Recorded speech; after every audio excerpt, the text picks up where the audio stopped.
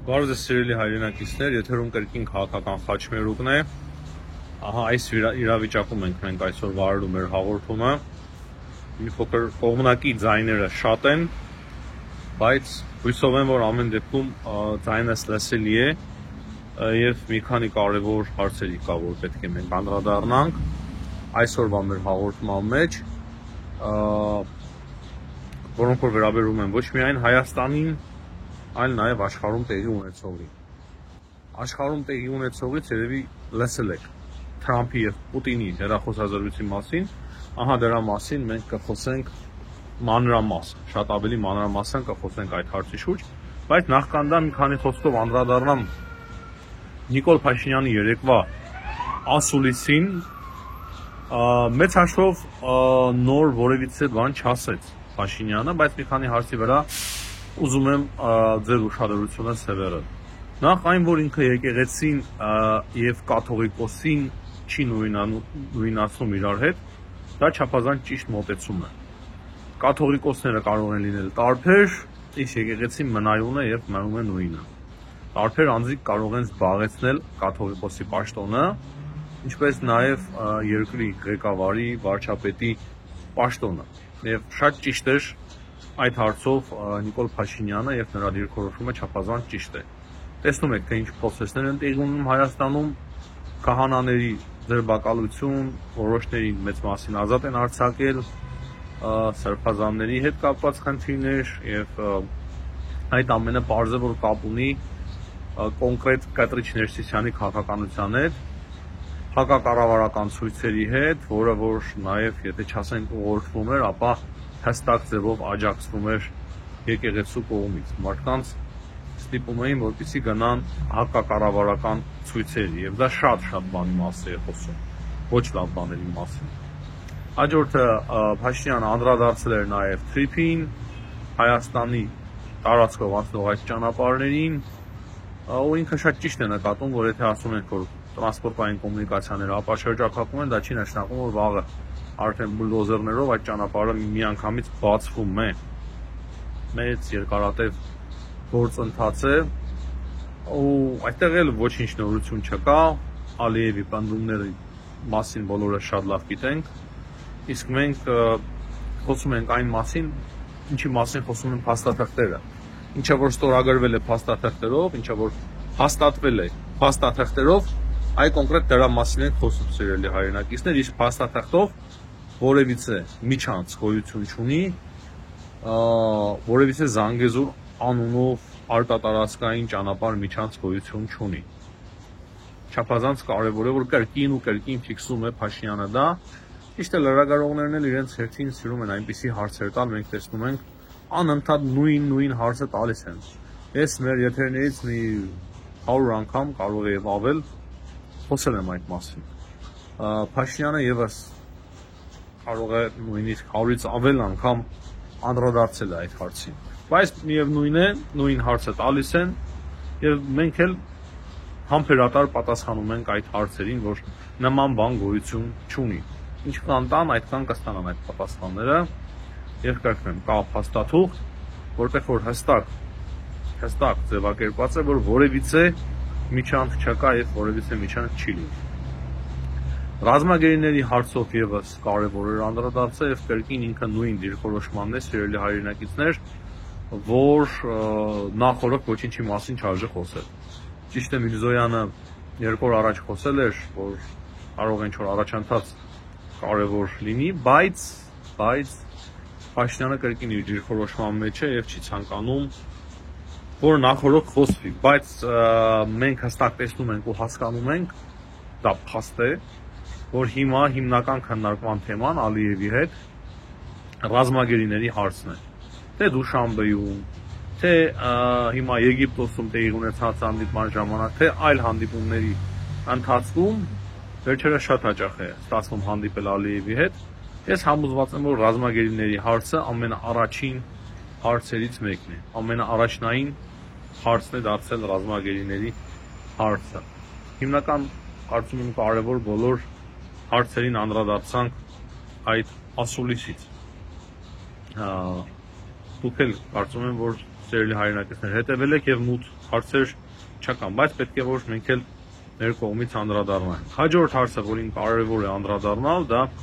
Հայաստանի դեսպանի, Ամերիկայի Միացյալ Նահանգներում Հայաստանի դեսպանի հանդիպումն է Ստիվ Ուիթկոֆի հետ։ Գիտեք, Ստիվ Ուիթկոֆը Թրամփի ընկերն է, հարուստ բիզնեսմեն, քաղաքականությունից հեռու էր այդ մարդը, վերջին ամիսներին շատ ակտիվ զբաղվում է քաղաքականությամբ։ Շատ ակտիվ, քանի որ Թրամփը նշանակել է նրան այդ պաշտոնում, ու ինքը հաճախ մեկնել է Մոսկվա, մեկնել է Կիև, բանակցել է, նաև Հայաստանի մասով շատ ակտիվ դերակատարություն է ունեցել, հանդիպել է Ալիևի հետ եւ իր դերակատարությունը եւս մեծ է եղել օգոստոսի 8-ի ստորագրված փաստաթղթի շուրջ։ Ահա Հայաստանի դեսպանը հանդիպել է Ուիթկոֆի հետ եւ քննարկել են օգոստոսի 8-ի ստորագրված փաստաթուղթը եւ ընդհանուր առմամբ այդ ուղղությամբ թե ինչպես են գործերը ընթանում, եթե ավելի պարզ ասենք, Հայաստանի եւ Ադրբեջանի միջեւ Ամերիկայի Միացյալ Նահանգների մասնակցությամբ։ Բայց այստեղ նաեւ կարեւոր է նշել, որ Ստիվ Ուիթկոֆը հեռանում է իր պաշտոնից։ Տարբեր տեղեկություններ կան այդ մասով եւ մենք լսել ենք, որ ինքը պետք է հեռանա իր պաշտոնից։ Եվ դա ես մեկնաբանել եմ մի անգամ այդ հարցը, կապված է Ուկրաինայի քաղաքականության շուրջ նոր փոփոխություններով, բավականին լուրջ փոփոխություններ կան Ուկրաինայի շուրջ եւ դրա պատճառով Ուիթկոֆը հեռանում է երևի իր պաշտոնից։ Շուտով երևի այդ մասին արդեն պաշտոնապես հայտարարվի։ Հիմա միջազգային կարևոր հարցերին անդրադառնանք։ Երեք շատ հետաքրքիր հայտարարություններ է արել Դոնալդ Թրամփը։ Համաշխարհային գլոբալ պատերազմ է սերներ, շատ լուրջ պատերազմ, որը որ ոչ թե զենքով է ընթանում, այլ դերևս տնտեսության միջոցով։ Ճիշտ է, Ուկրաինայում նաև զենքի միջոցով է ընթանում, բայց գլոբալ, ավելի գլոբալ եւ մասշտաբային առումով տնտեսության միջոցով։ Եվ Թրամփի երեկվա հայտարարությունը Հնդկաստանի վերաբերյալ, չգիտեմ, լսել եք թե չէ, որ Մոդին իրեն վստահեցրել է, որ այլևս Ռուսաստանից նավթ չի ձեռք բերելու, դա շատ հետաքրքիր հայտարարություն էր։ Արձագանքել է դրան Հնդկաստանի արտգործ նախարարությունը, բայց այդ արձագանքի մեջ ես չտեսա հերքում Թրամփի խոսքերի։ Ուղղակի այնտեղ ասվում էր այնպես, որ այնինչ բխում է Հնդկաստանի շահերից, Հնդկաստանի ժողովրդի շահերից, այդպես կվարվի Հնդկաստանը։ Մոտավորապես ահա այդպիսին էր արձագանքը Հնդկաստանի, բայց մենք հասկանում ենք, որ ինչ որ իրոք զրույց տեղի ունեցել է եւ պայմանավորվածություններ կան Մոդի եւ Թրամփի միջեւ։ Հակառակ պարագայում Թրամփը նման հայտարարություն դժվար թե աներ, չնայած որ Թրամփն է անողը։ Այսինքն Թրամփը շատ բան կարող է ասել, բայց այս պարագայում կարծում եմ, որ Թրամփը չի ստում։ Հետո գիտեք, որ այսօր Զելենսկին է այցելում Վաշինգտոն, որտեղ որ հանդիպելու է Թրամփի հետ։ Դա եւս չափազանց կարեւոր է, բայց նախքան այդ այցը եւ հանդիպումը Թրամփի եւ Պուտինի միջեւ հեռախոսազրույց է տեղի ունեցել։ Եվ եթե կարճ ասենք, թե ինչ է եղել բովանդակությունը, Թրամփը ասել է Պուտինին, որ մենք տոմոգավ քրթիրներ կտրամադրենք Ուկրաինային, եթե արագ չլուծվի այս պատերազմը։ Այսինքն կարելի է ասել վերջնագիրը ներկայացրել Պուտինին, ինչը դուր չի եկել Պուտինին։ Բայց հստակ անկեղծորեն նա դա ասել է, որ մենք կտրամադրենք տոմոգավ քրթիրները, եթե չլուծվի, եթե բանակցություններ չլինեն։ Իսկ Պուտինը համաձայնվել է գնալ բանակցությունների։ Հիմա գալով շաբաթվա մեջ հանդիպելու են Ամերիկայի Միացյալ Նահանգների եւ Ռուսաստանի ներկայացուցիչները, Ամերիկայի Միացյալ Նահանգների պատվիրակության կազմի մեջ լինելու է պետքարտուղար Մարկո Ռուբիոն, ռուսական կողմից չգիտեմ, երևի կրկին Դիմիտրևը լինի։ Ու հետաքրքիրը այն է, որ նաեւ կարող է հանդիպում տեղի ունենա արդեն Պուտինի եւ Թրամփի միջեւ, եւ այդպիսի հանդիպում կարող է տեղի ունենալ Հունգարիայում։ Թրամփը ասում է մեկ շաբաթից, հնարավոր է մեկ շաբաթից նման հանդիպում տեղի ունենա, բայց այսօր Պեսկովը ասել է հնարավոր է 2 շաբաթից կամ մի փոքր ավելի ուշ։ Ինչ է սա նշանակում։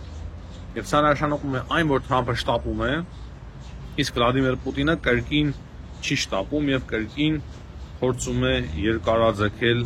որքան հնարավոր է երկարաձգել այդ հանդիպումը, քանի որ չի ձգտում խաղաղության։ Եվ այդ հանդիպումը եթե տեղի կունենա Հունգարիայում։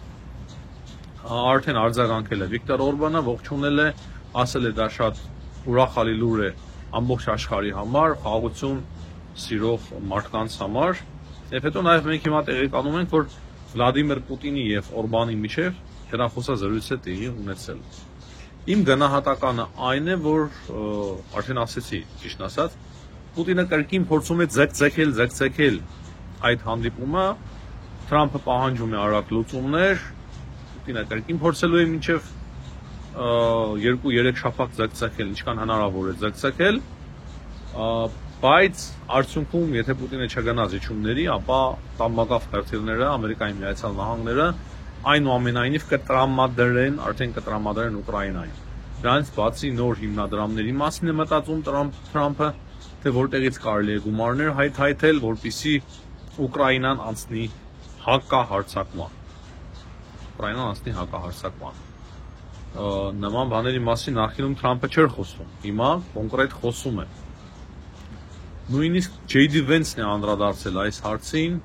ասել է, որ Ռուսաստանը ձգձգում է, քանի որ իրենց թվում է, թե իրենք լավ հաջողություններ ունեն մարտի դաշտում։ Իրենց թվում է։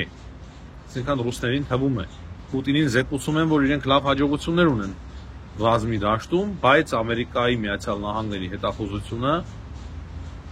եւ ռազմական փորձագետները այդպես չեն կարծում։ Հիմա որն է ճիշտ, որն է սխալ, դատեք ինքներդ սիրելի հայրենակիցներ։ Դրա համար Պուտինը ցանկանում է երկարաձգել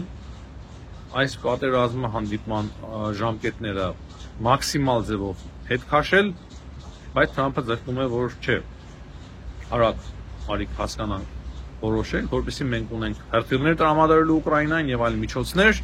որպեսզի եթե Պուտինը չի ցանկանում գնալ խաղաղության, անցնենք արդեն հակահարձակման։ Նաև Չինաստանին է փորձելու համոզել, որպեսզի նրանք եւս նավթ եւ գազ այլևս ձեռք չբերեն Ռուսաստանից։ Դրա մասին է խոսել Թրամփը, բայց չեմ կարծում։ Չինաստանի դեմ 100%-անոց մաքսատուրքեր է սահմանել նույն Թրամփը, ամենտեղ մեղադրում է Չինաստան, հիմա Չինաստանը կմիանա, չէ, հիմնական հովանավորներից մեկն է Չինաստանը ռուս-ուկրաինական պատերազմի եւ դրա համար չեմ կարծում, ճիշտ ասած, սիրելի հայրենակիցներ, որ Չինաստանը համաձայնվի նավթ չձեռք բերել Ռուսաստանից։ Եվ Թրամփն էլ ինքը ասել է, որ Չինաստանի դեմ մտցված այդ նոր մաքսատուրքերի շնորհիվ միջոցով, դրանից ստացված գոյացած գումարների միջոցով կարող է եւ ֆինանսավորվի Ուկրաինան կոնկրետ հարձակման անցնելու համար։ Ասում է Զելենսկիի հետ կոնկրետ այդ հարցն ենք հիմա քննարկելու այսօր ուրբաթ, թե երբ է Ուկրաինան գնալու հակահարձակման։ Սա շատ հետաքրքիր, չափազանց հետաքրքիր տեղեկություններ են սրանք, սիրելի հայրենակիցներ։ Անկեղծ ասած, մեծ իրադարձությունների շեմին ենք գտնվում բոլորս եւ մոտակա օրերի ընթացքում շատ ավելի բաներ պարզ կդառնան, շատ բան պարզ կդառնան։ Հաջողություն եմ մաղթում բոլորին, ցտեսություն, կհանդիպենք։